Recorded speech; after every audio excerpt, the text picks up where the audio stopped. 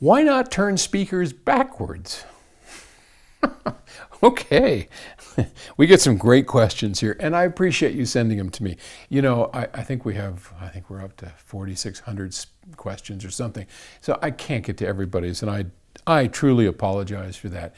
I'm doing my best, but I only do one a day, so I don't know how many days 4,000 is, but it's a lot. Anyway, this one comes from Paul in Lowell, Massachusetts.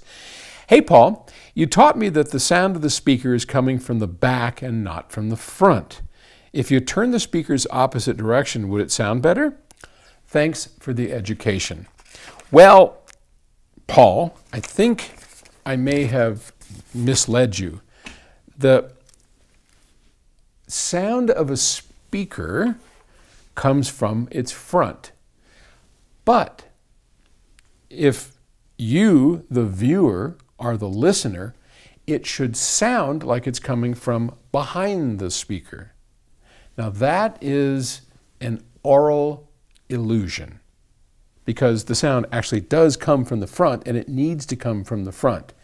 But we hear it behind the speaker if it's properly set up. Why would that be so?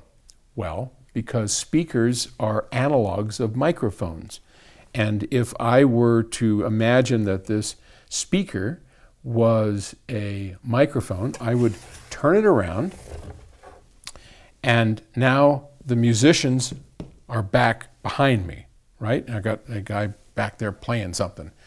And this speaker, we're going to play like it's actually a microphone, is pointed at the musician, and he's a little bit of a distance away, and we start playing. And we record. Now, when we play it back, we don't want to have the speaker pointed towards the musician. We want to have the speaker pointed towards us, but we want it to sound like the musician is still back in the room. And that's achieved by a couple of factors. One, the distance from the microphone. So if somebody's really close to a microphone, it'll sound like they're coming right out of the speaker. Or if it's too loud, it can sound like it's coming right out of here. When we back away from the microphone a little bit on a properly set up system, all the sound comes from behind, but not because the speaker is producing it from behind. The speaker is producing an illusion, an audio illusion, and that's what I meant to say.